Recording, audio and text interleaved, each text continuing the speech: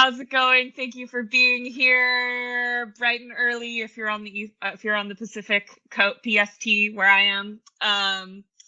And as mentioned, our first panel of the day is centered around indigenous reciprocity and stewardship. All these humans that you're looking at right now are amazing and have done amazing work, and feel really honored that they are taking some time to join this conversation. I sort of referenced this yesterday. Indigenous reciprocity and stewardship came up in a lot of the different panels. You know, it's almost become a buzzword in the psychedelic industry right now, where a lot of companies are talking about this, but we're not getting a lot of concrete answers about how to engage in it in a way that's respectful and in a way that actually is meaningful to the communities that people are saying they want to support. And so that's really what this conversation is about. Of course, it will unfold how it does, but generally the idea is, you know, if you are a person that wants to work in psychedelics and you want to do so sort of from a holistic perspective that takes into account all of the stakeholders within the ecosystem and the history and biocultural frameworks from which some of these plant medicines come, how do you do that? Where do you begin? Especially if you're a person who has had your life changed by psychedelics and you know that this is a conversation that's being had, but maybe you don't even know of any organizations that are working with indigenous folks in a good way. Maybe you don't know, you know, people who are advocating for indigenous stewardship and right relationships. So you want to be a part of it, but you're not sure where to begin, and you're not sure how to approach this conversation in a way that's really respectful and nuanced. So it can be a little bit overwhelming. So anyway, this is why we're here to have this conversation today. Lorna Liana is going to be our moderator for the conversation. She is the CEO of Entheo Nation and the founder of Plant Spirit School. They do a lot of amazing programming as well. So if you're interested in more nuanced conversations around these topics, I do recommend that you check them out.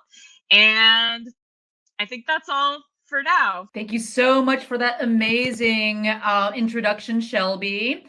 The question of indigenous reciprocity has become, as Shelby mentioned, a bit of a buzzword, and some others might critique it to be, something more like rhetoric. And so one of the inquiries that I've been having is, how can we actually understand the value of indigenous reciprocity in a psychedelic sector that is basically motivated by capitalism? So Sutton, I'd love to ask you, with your experience in healthcare and biopharma, what are the reasons why drug development companies might want to care about indigenous reciprocity? That's such a good question. And I think, it's imperative to comprehend, I think, the protected rights of our indigenous communities, right? Including our territorial rights, intellectual property, like Shanae named, access to medicines, traditional knowledge, which is outlined in the United Nations Declaration on the Rights of Indigenous Peoples and protected under the Convention of Biological Diversity, right? CBD. It's important that we're centering the reduction of harm, right?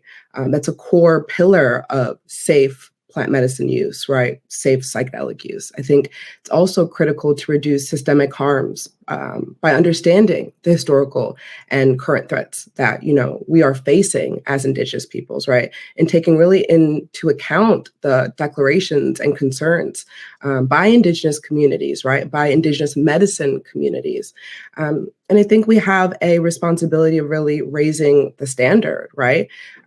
We are in an ecosystem, right? And as a psychedelic economy, is really taking shape, it's influenced by the patterns of the past and the aspirations of the future and the behavior of the present. We have this opportunity to really repattern what is possible in business and for integrity and regeneration. So I think it's really important that we're addressing this root problem. And what is that root problem, right? It's the legacy of colonialism.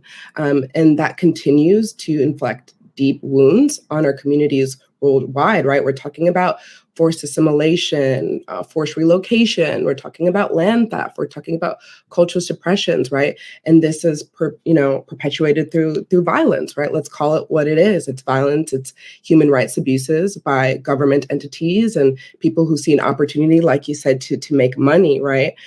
So through colonialism, we're seeing just how capitalism is being bolstered, right? And I think we all know and understand that we're in the 6th degree of extinction right now. And so if we don't get this right, we are not going to have a planet to call home, right? And our first teacher is Mother Earth, and we have a responsibility. And I think, like Joseph said, really talking about, this is a relational view, it's really centering kinship, right? It's really centering the understanding that, we're not leaders, we are facilitators. And if you honor your role as a facilitator and being a part of this community, you ensure that everyone's voices are heard, right? Every stakeholder has a seat at the table.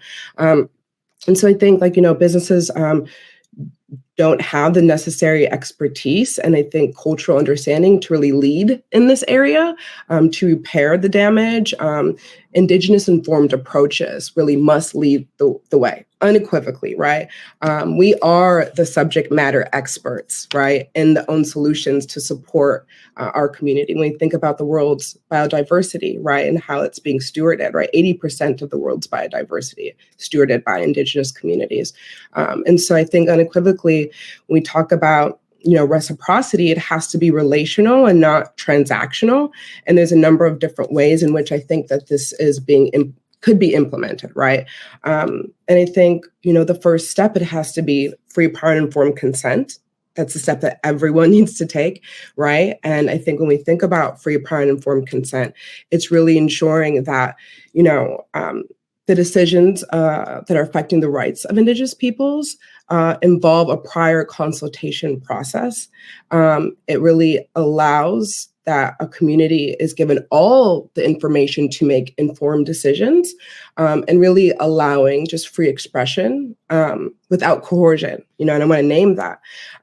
And what happens there is that you're able to get through to something called MAT, or mutually agreed upon terms. And it's really this negotiation between, maybe a company that's profiting from genetic resources and the traditional medicine community to recognize what they see as benefit sharing. And benefit sharing can look a number of ways, right? It can be a portion of your profits, your revenues, dividends. It can be putting manufacturing